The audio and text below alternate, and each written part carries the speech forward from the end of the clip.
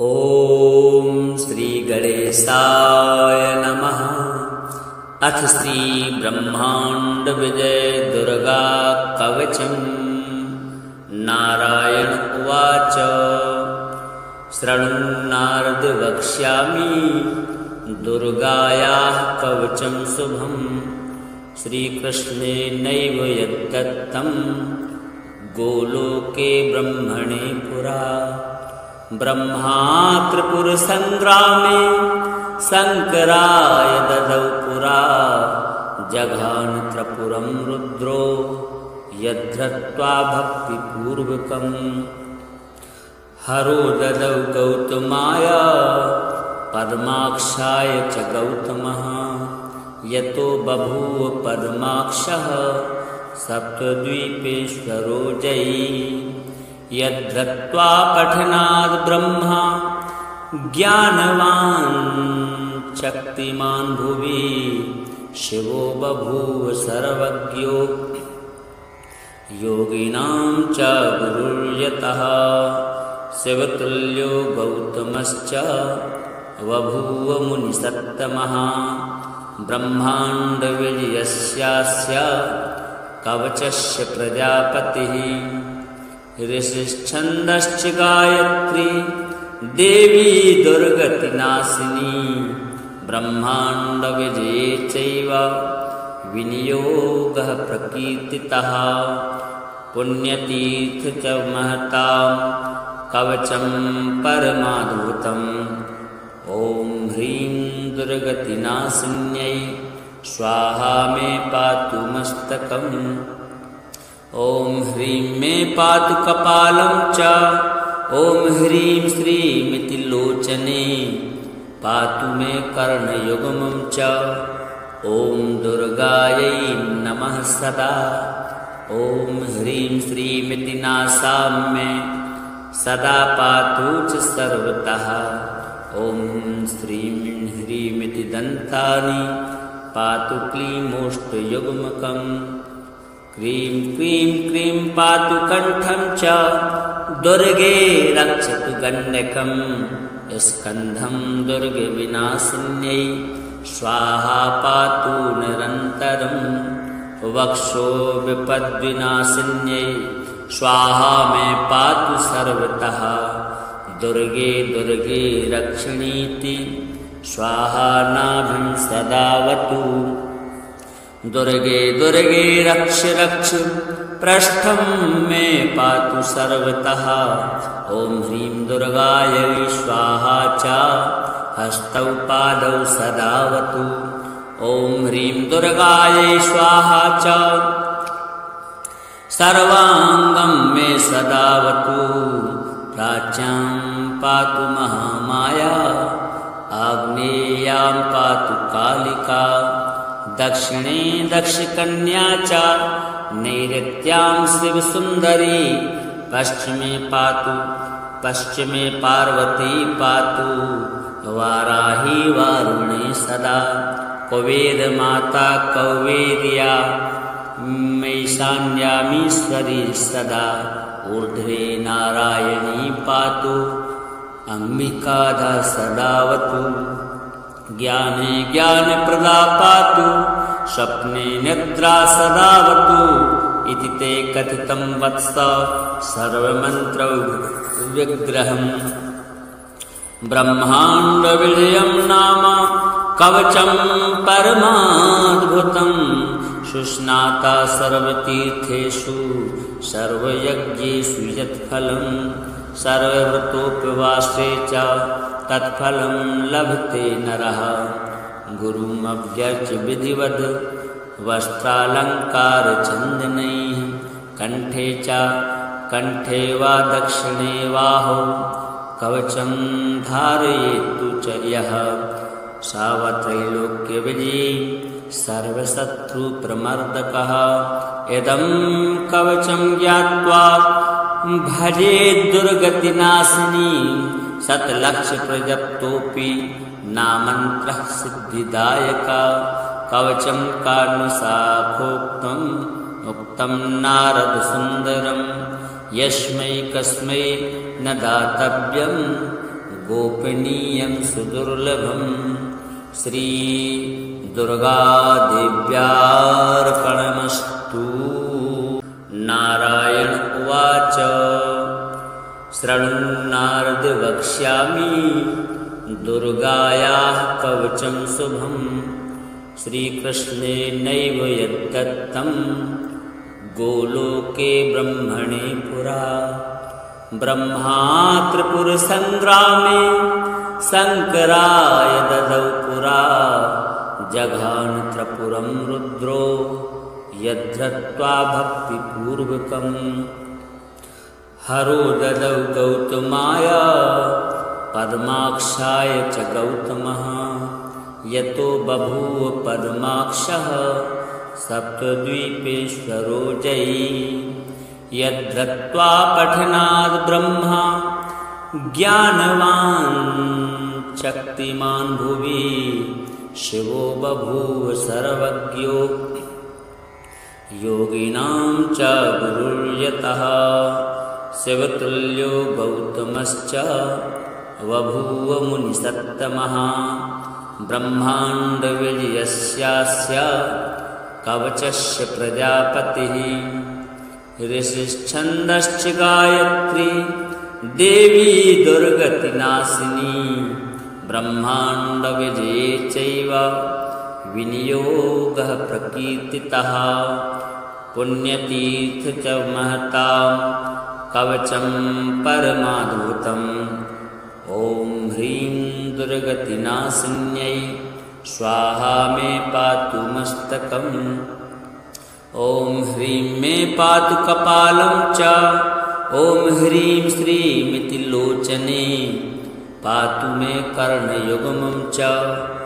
ॐ दुर्गायै नमः सदा ॐ ह्रीं श्रीमिति नासां मे सदा पातु च सर्वतः। ॐ श्रीं ह्रीमिति दन्तानि पातु क्लीमोष्टयुग्मकम्। क्रीं क्रीं क्रीं पातु कण्ठं च दुर्गे रक्षतु गण्डकं। स्कन्धं दुर्गविनाशिन्यै स्वाहा पातु निरन्तरम्। वक्षो विपद्विनाशिन्यै स्वाहा मे पातु सर्वतः। दुर्गे दुर्गे रक्षणीति स्वाहा नाभिं सदावतु। दुर्गे दुर्गे रक्ष रक्ष पृष्ठं मे पातु सर्वतः। ॐ ह्रीं दुर्गायै स्वाहा च हस्तौ पादौ सदावतु।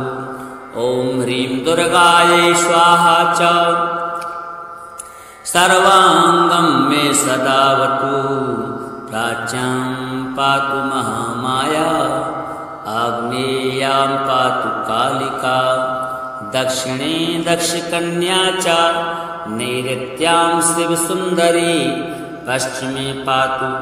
पश्चिमे पार्वती पातु वाराही वारुणे सदा। कुबेरमाता कौवेर्या मैशान्यामीश्वरी सदा। ऊर्ध्वे नारायणी पातु अम्बिकाधा सदावतु। ज्ञाने ज्ञानप्रदा पातु स्वप्ने निद्रा सदावतु। इति ते कथितं वत्स सर्वमन्त्रौ विग्रहम्। ब्रह्माण्डविजयं नाम कवचं परमाद्भुतं। सुस्नाता सर्वतीर्थेषु सर्वयज्ञेषु यत्फलं। सर्वव्रतोपवासे च तत्फलं लभते नरः। गुरुमभ्यर्च्य विधिवद् वस्त्रालङ्कारचन्दनैः। कण्ठे वा दक्षिणे बाहौ कवचं धारयेत्तु च यः।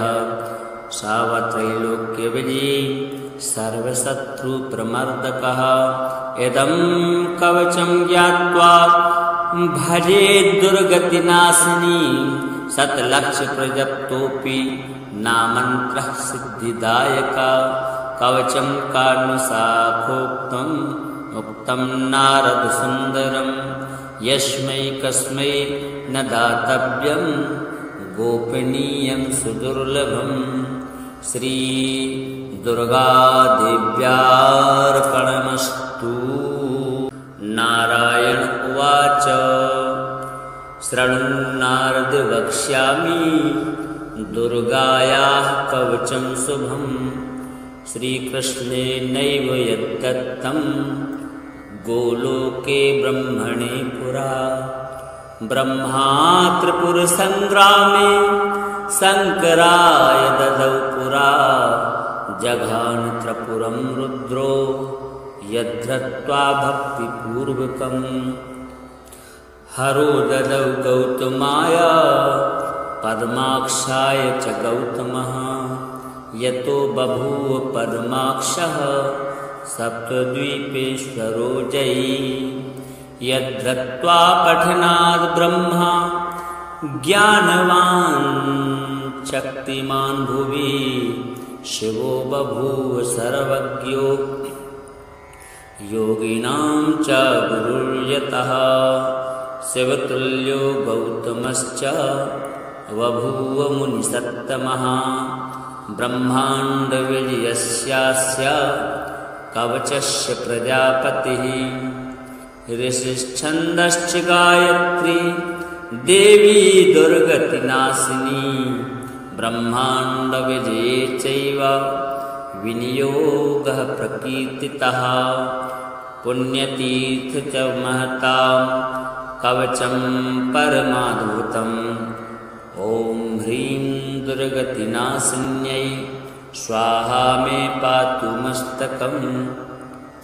ॐ ह्रीं मे पातु कपालं च ॐ ह्रीं श्रीमिति लोचने पातु मे कर्णयुग्मं च। ॐ दुर्गायै नमः सदा ॐ ह्रीं श्रीमिति नासाम्ये सदा पातु च सर्वतः। ॐ श्रीं ह्रीमिति दन्तानि पातु क्लीमोष्टयुग्मकम्। क्रीं क्रीं क्रीं पातु कण्ठं च दुर्गे रक्षतु गण्डकं। स्कन्धं दुर्गविनाशिन्यै स्वाहा पातु निरन्तरम्। वक्षो विपद्विनाशिन्यै स्वाहा मे पातु सर्वतः। दुर्गे दुर्गे रक्षणीति स्वाहा नाभिं सदावतु। दुर्गे दुर्गे रक्ष रक्ष पृष्ठं मे पातु सर्वतः। ॐ ह्रीं दुर्गायै स्वाहा च हस्तौ पादौ सदावतु। ॐ ह्रीं दुर्गायै स्वाहा च सर्वाङ्गं मे सदावतु। प्राच्यां पातु महामाया आग्नेयां पातु कालिका। दक्षिणे दक्षकन्या च नैऋत्यां शिवसुन्दरी। पश्चिमे पार्वती पातु वाराही वारुणे सदा। कुबेरमाता कौवेर्या मैशान्यामीश्वरी सदा। ऊर्ध्वे नारायणी पातु अम्बिकाधा सदावतु। ज्ञाने ज्ञानप्रदा पातु स्वप्ने निद्रा सदावतु। इति ते कथितं वत्स सर्वमन्त्रौ विग्रहम्। ब्रह्माण्डविजयं नाम कवचं परमाद्भुतम्। सुस्नाता सर्वतीर्थेषु सर्वयज्ञेषु यत्फलम्। सर्वव्रतोपवासे च तत्फलं लभते नरः। गुरुमभ्यर्च्य विधिवद् वस्त्रालङ्कारचन्दनैः। कण्ठे वा दक्षिणे बाहौ कवचं धारयेत्तु च यः। सावत्रैलोक्यविजयी सर्वशत्रुप्रमर्दकः।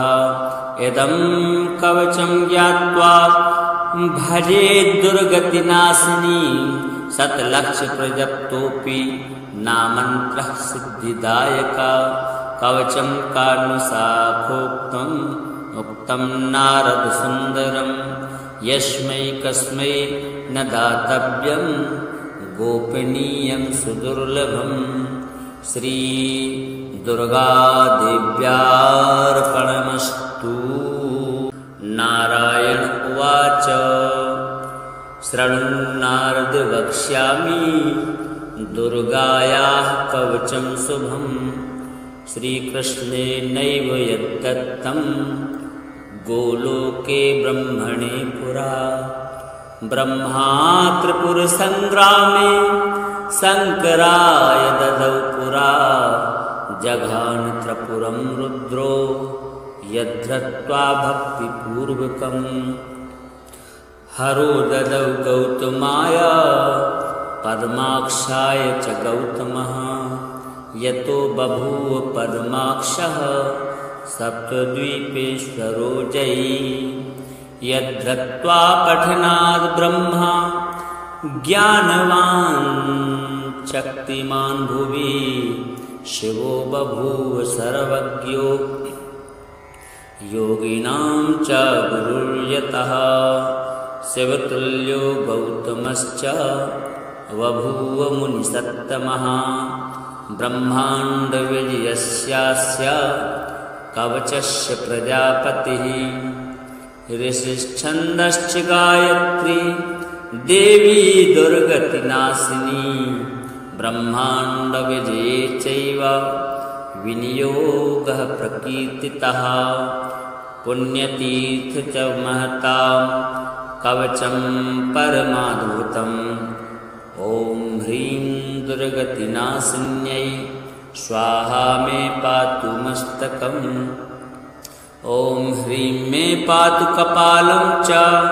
ॐ ह्रीं श्रीमिति लोचने पातु मे कर्णयुग्मं च।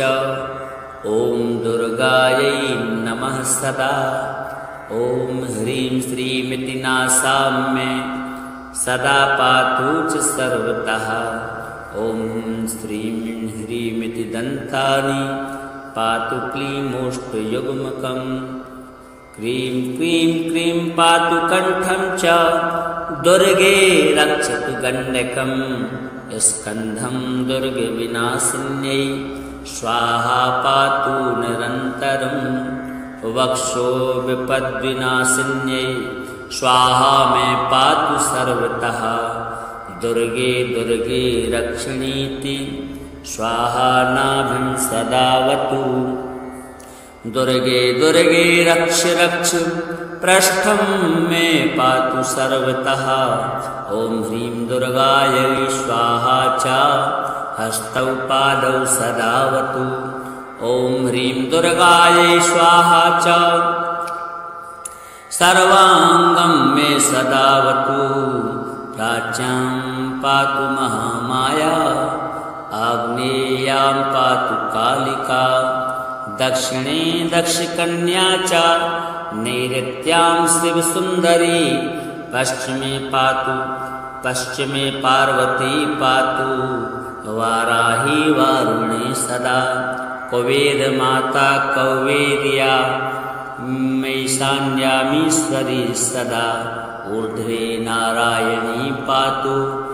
अम्बिकाधा सदावतु। ज्ञाने ज्ञानप्रदा पातु।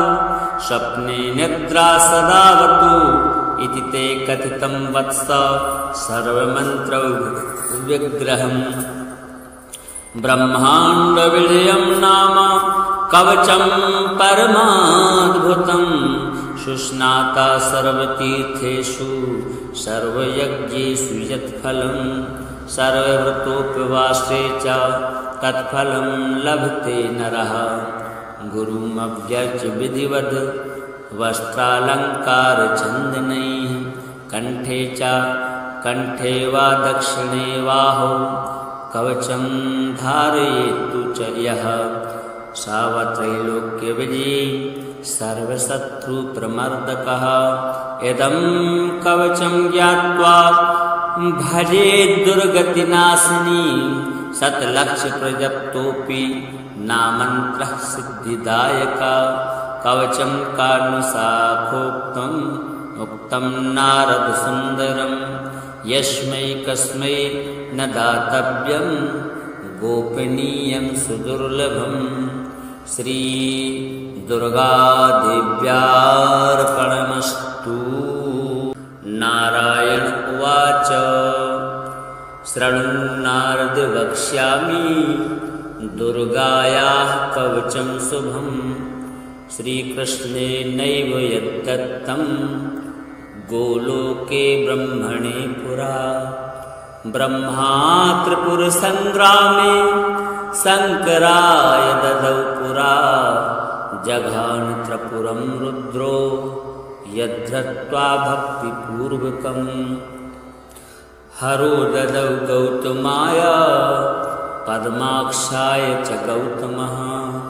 यतो बभूव पद्माक्षः सप्तद्वीपेश्वरो जयी। यद्धृत्वा पठनाद् ब्रह्मा ज्ञानवान् शक्तिमान् भुवि। शिवो बभूव सर्वज्ञो योगिनां च गुरुर्यतः।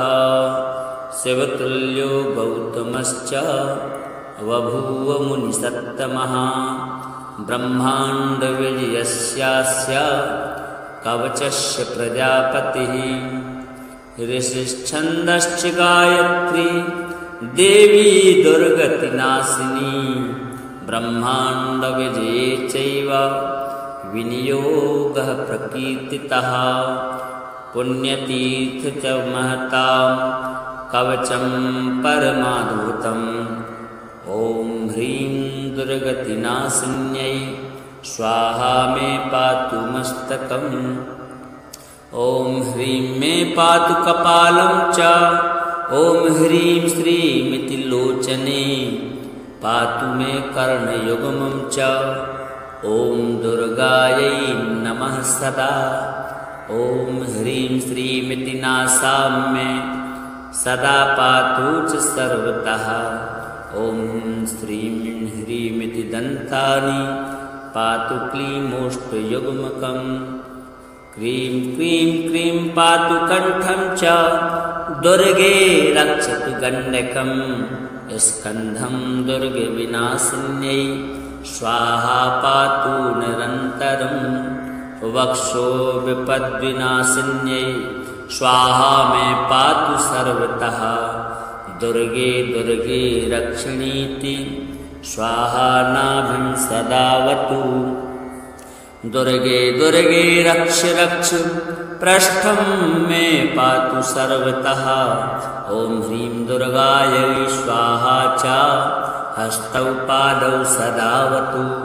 ॐ ह्रीं दुर्गायै स्वाहा च सर्वाङ्गं मे सदावतु। प्राच्यां पातु महामाया आग्नेयां पातु कालिका। दक्षिणे दक्षकन्या च नैऋत्यां शिवसुन्दरी। पश्चिमे पार्वती पातु।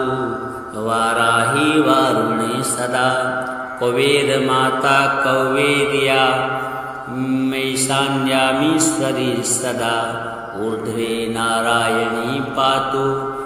अम्बिकाधा सदावतु। ज्ञाने ज्ञानप्रदा पातु। स्वप्ने निद्रा सदावतु। इति ते कथितं वत्स सर्वमन्त्रौ विग्रहम्।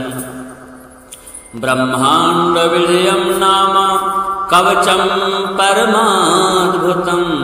सुस्नाता सर्वतीर्थेषु सर्वयज्ञेषु यत्फलम्। सर्वव्रतोपवासे च तत्फलं लभते नरः। गुरुमव्यर्च्य विधिवद् वस्त्रालङ्कारचन्दनैः। कंठे वा दक्षिणे बाहौ कवचं धारयेत्तु च यः। सावत्रैलोक्यविजयी सर्वशत्रुप्रमर्दकः। इदं कवचं ज्ञात्वा भजेत् दुर्गतिनाशिनी। शतलक्षप्रजप्तोऽपि नामन्त्रः सिद्धिदायका। कवचं कारुणिशाखोक्तम् उक्तं नारदसुन्दरम्। यस्मै कस्मै न दातव्यं गोपनीयं सुदुर्लभं श्री दुर्गादेव्यार्पणमस्तु।